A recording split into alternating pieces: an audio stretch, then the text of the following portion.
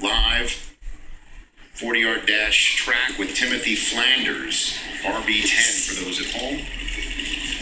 Sam Houston Bearcat. He already jumped 32 inches in the vert, 9.5 feet in the broad jump. Two-time Southland Player of the Year. Appreciate it. He's the first player to ever lead the conference in rushing 4 straight seasons. And you always talk about, if you're not a Division I BCS conference guy, what's the first thing you have to show? And it's heavy production. You've got to dominate at your level if you want to get to the combine, to the Senior Bowl, and ultimately drafted. Toledo Rocket, David Llewellyn. Ran for 64 yards at the Senior Bowl. Yeah. I'll pick it up and go to the side. How's that sound? 224 pounds. As long as you do it right. RB12, Devonta He Freeman. jumped 36.5 inches, which is really good for that size. And I think this next guy is kind of interesting, Rich. This Devonta Freeman from Florida State. Didn't carry the full load for them because there's another tailback that's going to run later from Florida State. Both of whom came out as underclassmen. Little roll, Devontae. You roll it a little bit. Yeah. Get that arm back. There's 3 counts, okay? Then just burst right out. But he's got a little juice to him. When you roll out, they're going to get you on a roll. You're going to be slow. I want the first round fast. You know what I mean? I don't want the roll fast. I want the first round fast. Bree Archer, sub 4.3 according to our Charlie Casserly ad time so far. No one else even sub 4.4. That's a great time by Atkinson. He's a big back, a 218-pound tailback in that kind of time. This kid ought to run fairly well, too. While we wait for the time, we welcome in our other running backs on the field. Future Hall of Famer LaDainian Tomlinson. How are you, sir? I'm doing good, guys. LaDainian, will you look behind you and read the name that's at the top of the stadium next to Eric Dickerson's? Read that name out loud. Well, it says, read that name out loud, please. It says Marshall Faulk. That's what it says. That's what it says. That's what it says, Marshall Faulk. That's what it says in this building. That's me. Forget about Erskine. That's me. I've been greasing a wheel for Rich, 6 years in this combine. You are the squeaky wheel. And you got the grease? Yes, and I thank you for it. I wanted to go public with this. I appreciate you.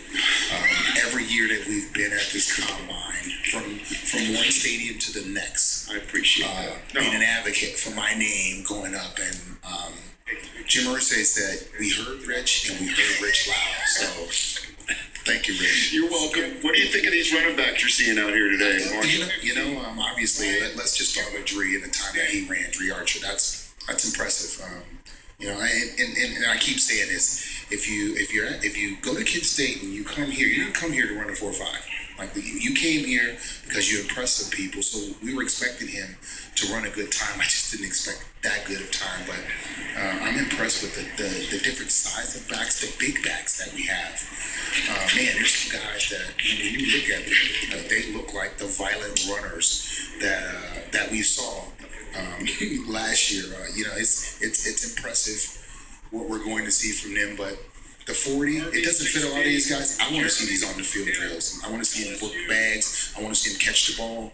And Mike, I agree with Mike. I wish we could see him pass block because that's the one department that we don't know about a lot of college backs coming to the NFL. Yeah, you're right, Marshall. It's one where you got to dig in a lot of tape to find some legitimate pass protection. Yeah, exactly right, man. And then back to back now, we're going to get running backs 2 and 1 on your draft board, Mike. After we went back to back Stanford Cardinal. Yeah. Here's Jeremy Hill of LSU. This is a big back. Big back with better feet than people think. Second most prolific running back in the history of LSU football. RB17. And he ran a 4.63 right there. And it doesn't surprise me. He only jumped 29 inches. And I go back to his tape is excellent. There's significant off-the-field issues. I gave him a second-round grade off tape, but I think he's going to get dinged because of the other issues. I don't think he's going to go at that high. And here's Carlos Hyde. And when after Carlos, we'd like to take a look back at Tyler Gaffney from Stanford because he had a run that was fairly significant, and I think is going to help him. The running back of the year in the Big Ten.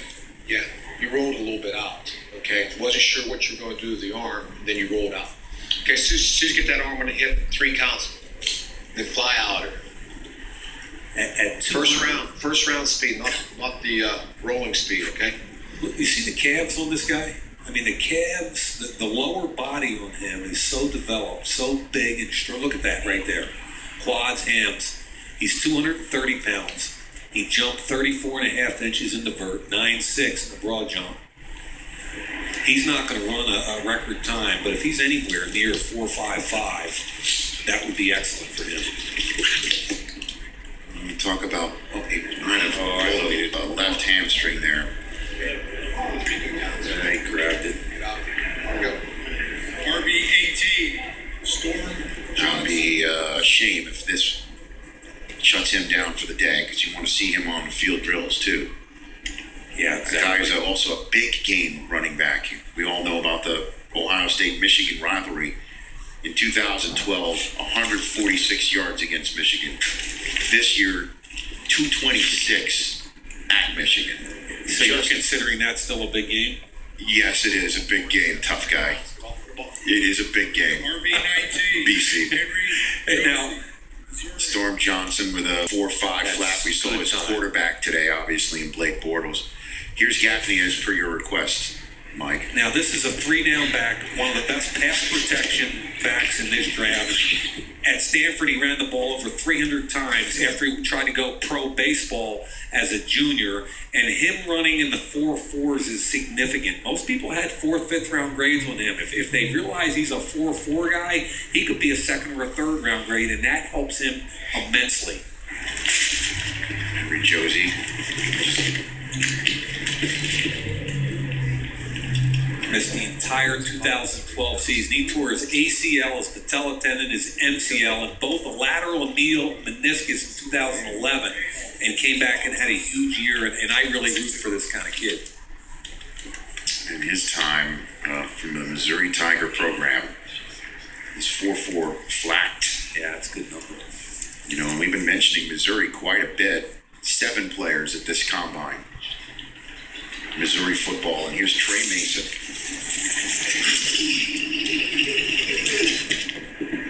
Finished 6th in the Heisman voting. Broke Bo Jackson's single-season rushing record. First non-quarterback to lead Auburn in total offense for a season since Bo Jackson. 4.44 right there. And combine that with his 38.5-inch vert and 10'6", and you're checking boxes off. Let's get LaDainian Tomlinson's thoughts on some of these running backs as well. LT, what are you thinking from what you're seeing? Well, I'll tell you what, guys. We're starting to see some guys that can really run. You just saw Trey Mason. Obviously, he went 4.4. And the thing that I like is some of these guys are smaller guys, but with Trey Mason, you saw him able to handle a lot of the load at Auburn. And now, as Mike said, you're just checking off boxes with Trey Mason running the 4.4. With his size being able to explode and jump in that vertical jump, I'm seeing a guy that I think is doing great things right now and maybe moving up the draft boards. You got McKinnon, Mike, that was the champ of the weight and reps room at 32, and you just ran a 4.3840. He's freaky, and at Georgia Southern, he played quarterback, he played running back, he played defensive back, okay? He's in the running back group here because they weren't sure where to put him. I've got reports from his training camp, from some people I know where he was training in Pensacola, that the final week of camp, they put him in corner and let him cover people, and I heard he could probably play corner or safety in addition to wide receiver or running back. And you're talking about a guy at 215 pounds. He jumped 40.5 inches and just ran in the 4.3s. Jerick McKinnon is one of those guys that's going to blow this combine up this week. Well, Darius Perkins from Mississippi State. RB 25, Silas. What was McKinnon's 40? USC. Right, 4.38. And Perkins of Mississippi State just ran a 4.4 flat. here now on the line is Silas Red, who, as we all know, is a big Penn State recruit. Yep. When the Sandusky disaster became public, he transferred to USC. Now he's here as a Trojan.